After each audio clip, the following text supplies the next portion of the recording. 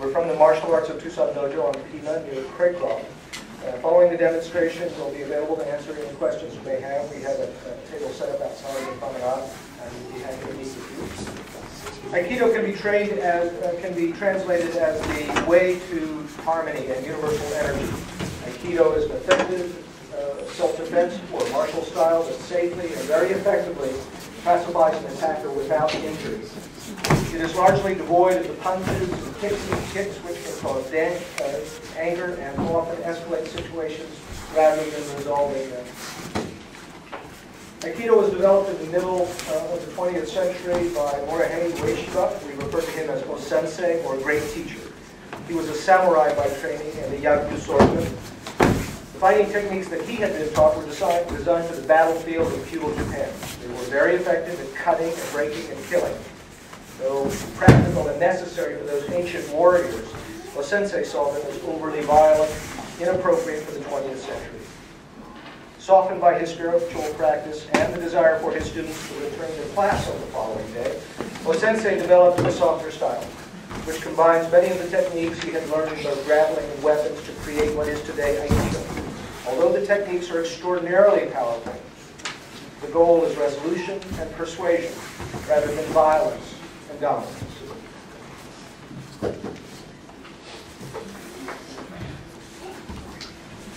As the name Aikido indicates, ki, or universal energy, is central to our study. Now, what you're about to see is not a demonstration of strength. It is rather an example of ki control. Here, our chief instructor, Jerry Jaramillo Sensei, demonstrates his mastery in redirecting the energy of 6 people pushing against him with all of their strength. Now, you'll see that he's not straining, he's calm, he's breathing normally, receiving the energy of many and redirecting it to earth and sky, and finally,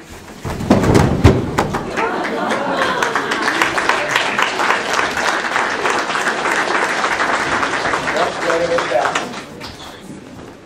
Now, just as ki control is central to our teaching, so is nonviolence and the study of appropriate responses to aggression.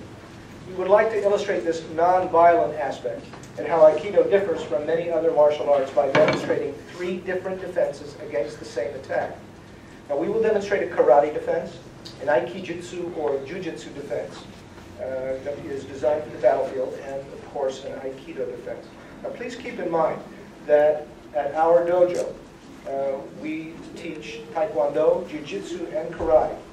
In fact, many of us cross-train in these arts. We have the highest respect for them. However, Aikido differs from them in ways that will become evident shortly. This first response may look familiar to many of you. This is a Shotokan karate technique which can be very effective.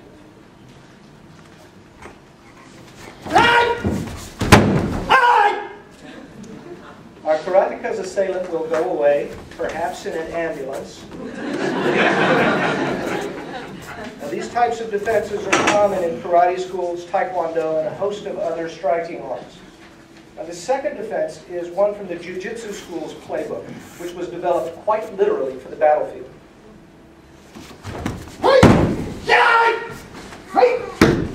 As you can see, it's brutal.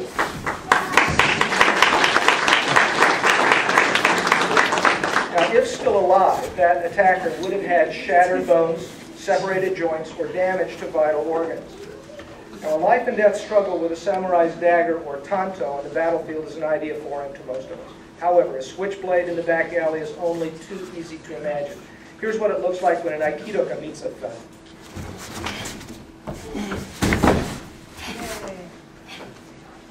Fortunately for the attacker, he was persuaded about the error of his ways without receiving a broken bone or a fatal blow.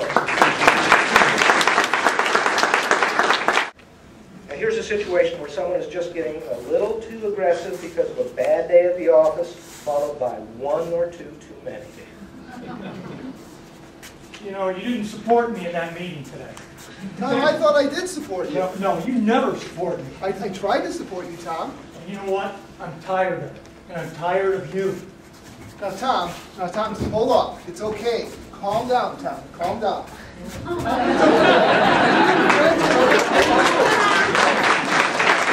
Now, these are the very types of situations that most people face. They can be mild physical provocations up to being downright threatening.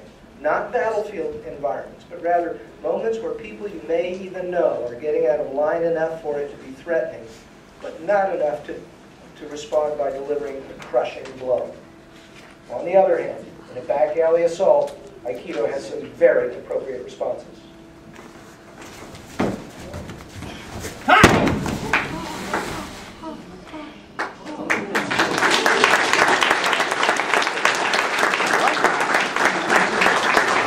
Learning how to fall is probably the most important and most often used self-defense technique that anyone will learn. Each.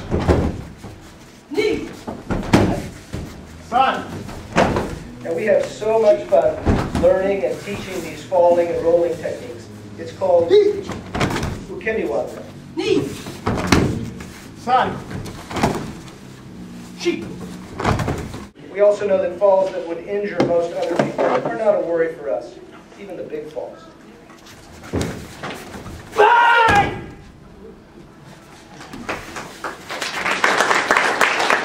Aikido is not a sport. There are no tournaments. We do not fight against each other. So in addition to being largely devoid of strikes and kicks, practice is also devoid of competition, sparring, and rivalry. We practice together, young and old, women and men, advanced and beginner, so that everyone learns from each other at their own pace. It makes practice a true learning experience. Our training is fun and part of our week we all look forward to. I'd like to illustrate how this weapons practice teaches and refines the open hand technique. Watch as our two Aikidoka demonstrate Sankyo, or third form.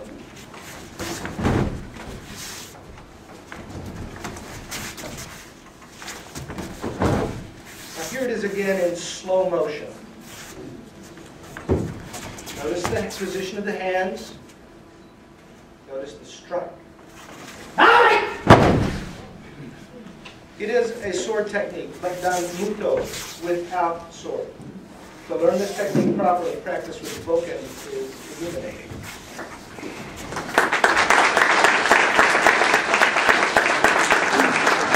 Building on these techniques, we take our training to the next step, the result is continuous movement practice, where our students practice defense against a series of attacks. Why?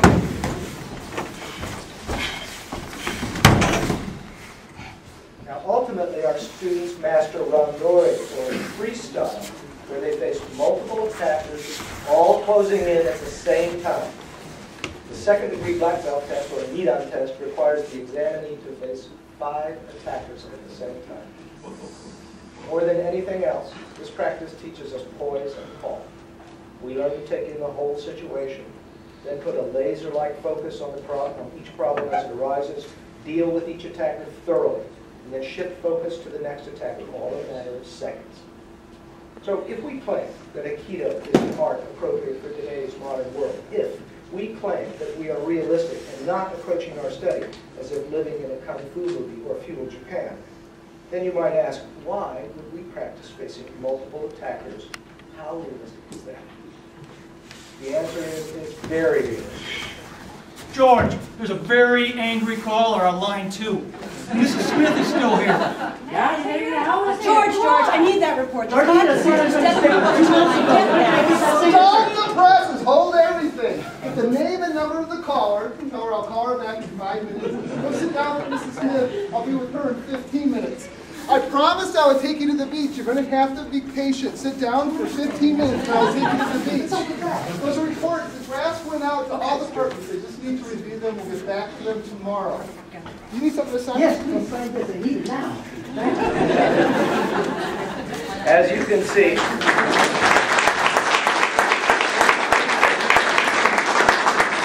our demonstrator handled his attackers with grace and with good humor. It is quite on purpose. You see, Sensei showed us that he was always smiling during practice. Yes, Aikido is about facing real physical challenges, so we have some fun getting in shape. But more importantly, it's about learning to stay focused and calm, even in dire situations. It's about getting in mental shape.